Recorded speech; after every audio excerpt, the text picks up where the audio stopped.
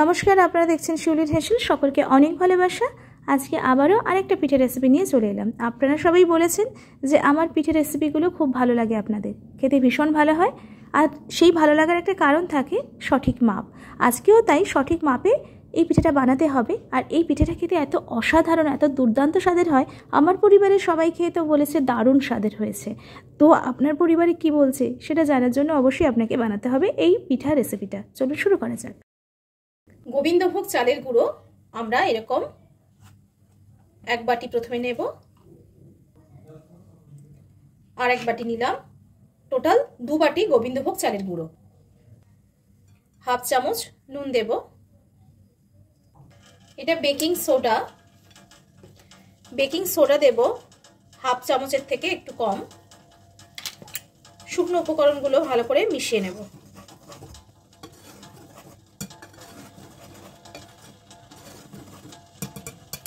এই বাটিতে যতটা জল ধরে এই গ্লাসেও ঠিক ততটাই জল ধরে। অর্থাৎ আমি এখানে 2 বাটি চালের গুঁড়ো নিয়েছিলাম, আর তার জন্য আমি 1 বাটি গরম জল দেব। দিয়ে মিশিয়ে দেব। আর এই গরম জলটা কিন্তু খুব গরম নয়, আবার উষ্ণ গরমও নয়, তার থেকে একটু বেশি গরম। টোটাল আমি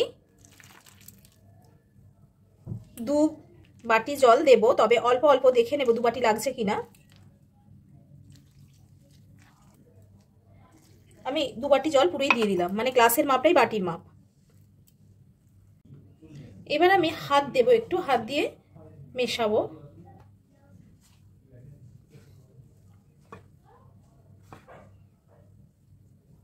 একটু গরম আছে, হাত দিয়ে ভালো করে মিশিয়ে নেব। প্রথমে মনে হতে পারে যে শক্ত শক্ত হয়ে আছে, কিন্তু যখন পুরোটা মাখাবেন তখন বুঝতে পারবেন যে যতটা শক্ত প্রথমে মাখানোটা মনে হচ্ছিল ততটা কিন্তু শক্ত নয়। মানে তার জন্য অধৈর্য না হয়ে ঠিক করে মাখাতে হবে। আর আমরা জল দেব না, আমি দেখিয়ে দিচ্ছি মাখানোটা কেমন হবে। না হলে কি বলুন তো, আপনাদের অসুবিধা হতে পারে পিঠে বানানোর ক্ষেত্রে। পিঠে বানানোর জন্য পারফেক্ট মাপ থাকে, সেই জন্য সেই মাপটাকে ফলো করতে হয়। ঠিক এমনই হলো আমাদের। আরও আমরা মাখবো। এই জিনিসটা বেশ অনেকক্ষণ ধরে মাখতে হবে। একদম চালের যে শুকনো গুঁড়ো সেটা যেন না থাকে, সবটা যেন ওই গরম জলের সঙ্গে ভালো করে মাখানো হয়ে যায়, সেটা দেখতে হবে। দেখুন সেটা হয়ে গেল।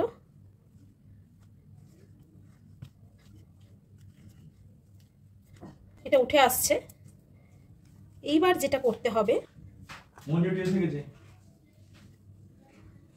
ঠিক যেমন দেখুন এইভাবে উঠে আসছে, তখন কি করতে হবে সেটা এবার দেখিয়ে দিই। এবার এর মধ্যে আমি আরো হাফ বাটির মতো জল দেব। এটাও হাতে মাখালেই সুবিধা বেশি হচ্ছে, তার জন্য আমি হাতেই মাখিয়ে নেব।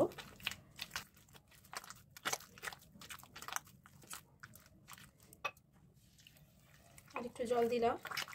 টোটাল 2 বাটি দিলাম, আর 1 বাটির থেকে একটু কম। একটু সময় ধরে ফেটিয়ে নিতে হবে, একটু ধৈর্য লাগবে।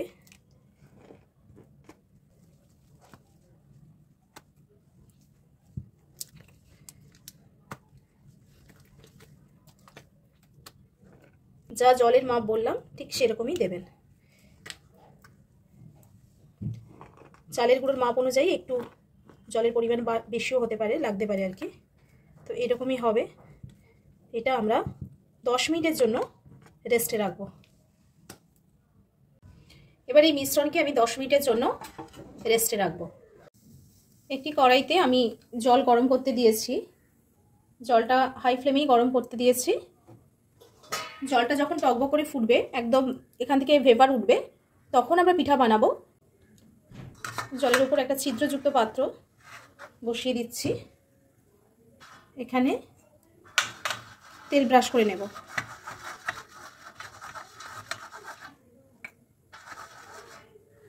আমি একটা জিনিস দেখিয়ে দিই, এই যে জলের পরিমাণ কিন্তু এমন হবে না যে ছাঁকনির উপরে উঠে আসবে। মানে জলটা, এই যে ছাঁকনিটা আছে, এই যে পাত্রটা, এর অনেকটা তলায় থাকবে, এর ভেপারটা শুধু লাগবে।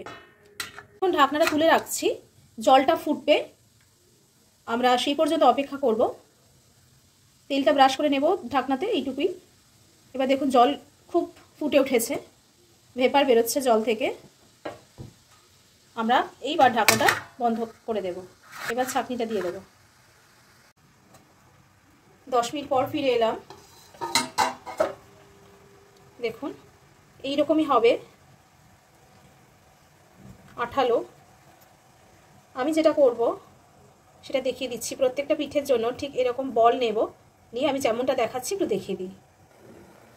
এইবার দেখুন এই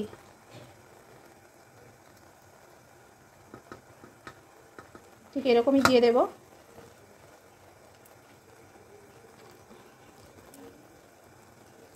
গ্যাসের ফ্লেমটা একটু কমিয়ে দেব, মিডিয়াম করে দেব।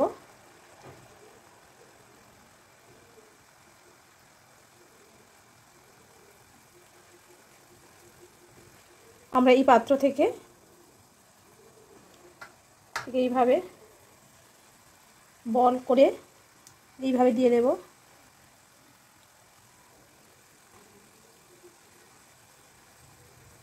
একটু ছাড় ছাড় করে বলগুলো দেব।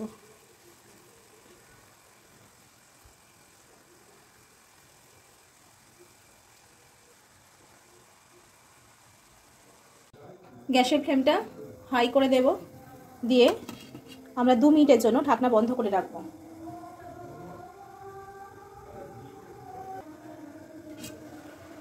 2 মিনিট পর ফিরে এলাম। পিঠাগুলো কিন্তু একটু ফুলবে, কারণ যেহেতু বেকিং সোডা দেওয়া আছে। আমরা একটু উল্টে দেব, খুব সহজে উল্টানো যাবে। দেখুন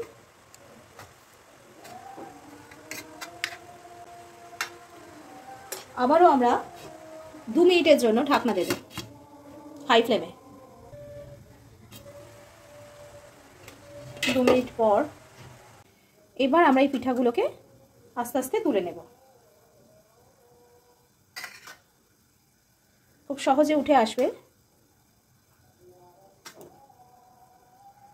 টোটাল আমরা 5-7 মিনিট সিদ্ধ করব এপিট ওপিট করে। কিভাবে আবারও আমরা তেল ব্রাশ করব, আর প্রত্যেকবার পিঠা ঠিক এইভাবে নিয়ে আমরা দিয়ে দেব হাই ফ্লেমে।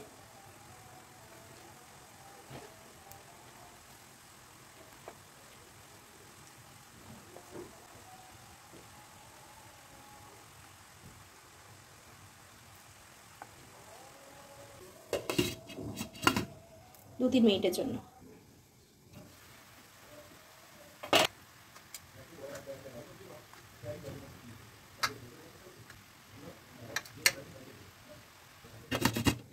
আবারও 3 মিনিট সিদ্ধ করব। হয়ে গেছে। ছোট বড় যেমন সাইজ খুশি আপনারা তৈরি করতে পারেন।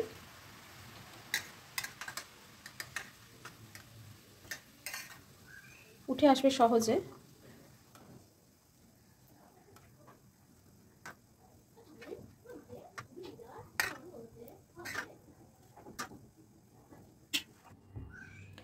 এগুলো হয়ে গেছে এরকম গোল গোল। এবার যেটা করতে হবে দেখুন, প্রত্যেকটা গোল বল নিয়ে, এটা খুব নরম আছে, হাতের তালুতে দেবেন, দিয়ে এরকম চেপে দিতে হবে।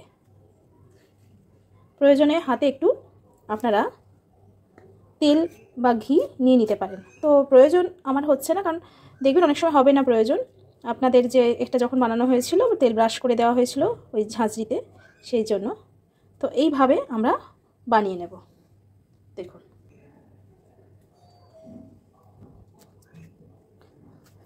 একটু পাতলা করব,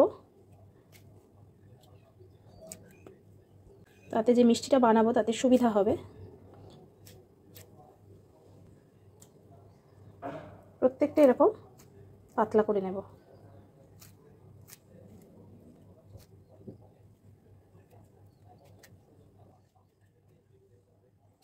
এইভাবে তৈরি হয়ে গেল আমাদের প্রত্যেকটা পিঠা।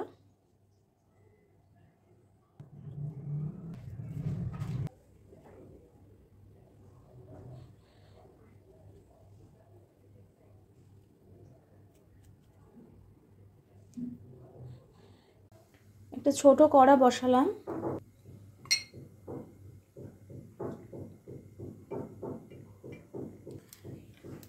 ঘি 1 চামচ,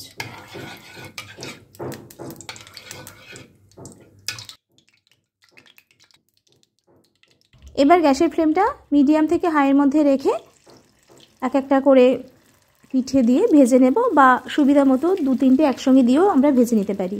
উল্টে পাল্টে ভেজে নেব যতক্ষণ না গোল্ডেন ব্রাউন হচ্ছে, আর যতক্ষণ না একটু ফুলে উঠছে। দেখবেন বেকিং সোডা দেওয়ার জন্য এইগুলো ফুলে উঠবে, অনেকটাই লুচির মতো ফুলে উঠবে, দারুণ লাগে খেতে। দেখবেন এইভাবে লালচে লালচে করে ভেজে আমরা তুলে নেব। এভাবে আমরা পরপর পিঠাগুলো দিয়ে ভেজে নেব। আর মাঝখানে আমি আরও 1 চামচ ঘি এই সাদা তেলের মধ্যে অ্যাড করেছিলাম। প্রয়োজন হলে 1-2 চামচ ঘি দিয়েই দেবেন, তাহলে টেস্টটাও ভালো হয়। এইভাবে প্রত্যেকটা পিঠে আমরা একটু ফুলকো লুচির মতো করে ভেজে নেব মিডিয়াম টু হাই ফ্লেমের মধ্যে। এভাবে পরপর পিঠেগুলো ভেজে নেব। মাঝখানে আমি 1 চামচ ঘি দিয়েছিলাম, যেটা বলছিলাম। ঘি দেওয়ার পর টেস্টটা তো আরও একটু ভালো হয়। তো এভাবে সবগুলো পিঠে ভেজে নিয়ে আমি তুলে রাখবো। অবশ্যই তেল ঝরিয়ে তুলে রাখবেন, যেমনটা দেখাচ্ছি। এই পিঠে দিয়ে আরও একটা পিঠে রেসিপি আমি তৈরি করেছি, যেটা শিউলির হেঁসেলে আসছে। পুরো ভিডিওটা আপনারা দেখবেন, আজকের ভিডিওটা, এবং পরের যে রেসিপিটা আমরা বলছিলাম যে এটা দিয়ে আরেকটা রেসিপি তৈরি করেছি, সেই রেসিপিটা অবশ্যই দেখবেন, সেটাও দারুণ টেস্টেড হয়। দেখুন ঠিক লালচে করে ভাজতে হবে, যেমন লুচি ভাজা হয়। আমি একটা কেটে দেখাচ্ছি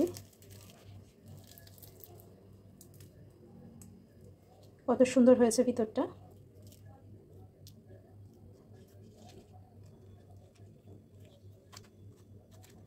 গ্যাসটা জ্বালিয়ে দিয়েছি, আর আমি এখানে দুধ দেব 1/2 লিটার, মানে 500 ml প্যাকেট দুধ দিলাম। এলাচ 2টো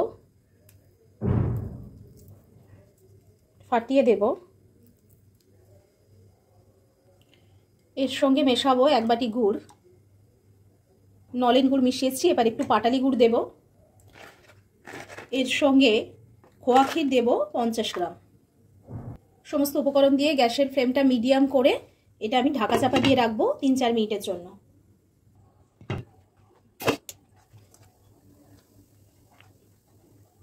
খোয়া ক্ষীরটাকে আমি একটু ভেঙে দিলাম, আপনারা গুঁড়ো করেও দিতে পারেন, এমনিতেই গলে যাবে কিছুক্ষণ পরে। গ্যাসের ফ্লেমটা বাড়িয়ে দিয়েছি, এটাকে একটু ফোটাবো, সামান্য একটু ঘন করব, খুব বেশি না, 2-3 মিনিট ফোটাবো। যখন দুধের মধ্যে পাটালি গুড় আর খোয়া ক্ষীরটা একদম মিশে যাবে আর দুধটা একটু সামান্য ঘন হবে, তখন গ্যাসের ফ্লেমটা লো করে দেব। গ্যাসের ফ্লেম লো করে তবেই ভাজা পিঠেগুলো দুধের মধ্যে দিয়ে দেব। সবগুলো যখন ভাজা পিঠে দেওয়া হয়ে যাবে, তারপর আমরা একটু ওই পিঠেগুলোকে উল্টে পাল্টে দুধের সঙ্গে মিশিয়ে দেব। উল্টে পাল্টে দেওয়া হয়ে গেলে এবার আমরা ঢাকা চাপা দিয়ে আরও 3-4 মিনিট ফোটাবো। তবে গ্যাসের ফ্লেম এবার একটু বাড়াতে হবে, লো টু মিডিয়ামের মধ্যে রাখতে হবে। 3-4 মিনিট পর আবারও উল্টে দিচ্ছি আমরা, লো টু মিডিয়ামের মধ্যে রেখেই আমরা এখন ফোটাচ্ছি একটু, যাতে সমস্ত দুধের যে শিরা আমরা তৈরি করেছি সেটা ভাজা পিঠের মধ্যে ঢোকে ভালো মতো করে, আর পিঠেটা একটু ফুলে উঠবে, আপনারা দেখতে পারবেন। এবার গ্যাসের ফ্লেম আর একটু বাড়িয়ে দিয়ে একটু ফুটিয়ে নিচ্ছি, যাতে পিঠেগুলো একটু সফট হয়, নরম তুলতুলে হয় এবং রস ঢোকে পিঠের মধ্যে। সেই জন্য আমরা আরও 2 মিনিটের জন্য গ্যাসের ফ্লেমটা হাই করে দিয়েছিলাম। তারপর গ্যাসের ফ্লেম বন্ধ করে ঢাকা চাপা দিয়ে রেখেছিলাম আরও 10-15 মিনিট। 10-15 মিনিট পরে আমরা খুলে দেখাচ্ছি, দেখুন কতটা সুন্দর হয়েছে। পিঠেগুলো ফুলে গেছে, পিঠের মধ্যে দুধের যে শিরা আমরা তৈরি করেছি সেগুলো ঢুকে গেছে। আমরা একটা কেটেও দেখাবো কতটা সফট হয়েছে। খেতে কিন্তু ভীষণই সুন্দর, এর টেস্টটা একদমই আলাদা। আমি একটা অন্য পাত্রে সার্ভ করছি, তারপর কেটে দেখাবো যে কতটা সুন্দর হয়েছে। এটা মুখে দিলে একটা আলাদা অনুভূতি হবে, একদমই আলাদা রকমের একটা পিঠে। এর আগে আপনারা কখনোই খাননি। তো আমি চেষ্টা করেছি আপনাদের জন্য নতুন নতুন কিছু পিঠে রেসিপি নিয়ে আসার, এটা তার মধ্যে একটা। উপর থেকে দুধ ছড়িয়ে দেব, কেটে দেখাচ্ছি, দেখুন কতটা সুন্দর হয়েছে। অবশ্যই রেসিপিটা ট্রাই করবেন বাড়িতে। ভালো লাগলে কমেন্টে জানাবেন কেমন লাগছে আমাদের পিঠে রেসিপি। আপনারা ভালোবাসেন আমাদের পিঠে রেসিপি দেখতে, তাই জন্য আমি বারবার নতুন কিছু নিয়ে আসার চেষ্টা করি। আমার সাধ্যের মধ্যে আমি যতটুকু পারি সেটুকু দেখানোর চেষ্টা করি, সেটুকু শেখানোর চেষ্টা করি। এভাবে সঙ্গে থাকুন। যখনই কাটবেন একটু সামান্য দুধের সঙ্গে নিয়ে আপনারা খাবেন, চামচ দিয়ে কেটে দুধের সঙ্গে নিয়ে একটু খাবেন, দেখবেন মুখের মধ্যে দুধ আর ওই ভাজা পিঠের রসে ভরা ভাজা পিঠেটা একদম মুখের মধ্যে গিয়ে অপূর্ব স্বাদের একটা ফিলিং আপনার দেবে। তো আপনি সেই অনুভবটা বাড়িতে বানিয়ে নিশ্চয়ই পাবেন, আমি আশা করছি। তো আজকের মতো বিদায় নেব। যারা এখনও সাবস্ক্রাইব করেননি শিউলির হেসেল, প্লিজ সাবস্ক্রাইব করবেন। এরকম নতুন নতুন রেসিপি আপনাদের জন্য আমি বানানোর চেষ্টা করব। এতক্ষণ সঙ্গে থাকার জন্য অনেক ধন্যবাদ, অনেক ভালোবাসা। দেখা হচ্ছে আপনাদের সঙ্গে অন্য কোনো রেসিপিতে, অন্য কোনো ভিডিওতে। ততক্ষণের জন্য ভীষণ ভালো থাকুন, সুস্থ থাকুন, সুন্দর থাকুন। আমাদের আরও একটি চ্যানেল শিউলিস মোটিভেশনাল হবে, চোখ রাখুন। শিউলির গান কবিতা দেখতে থাকুন। নমস্কার।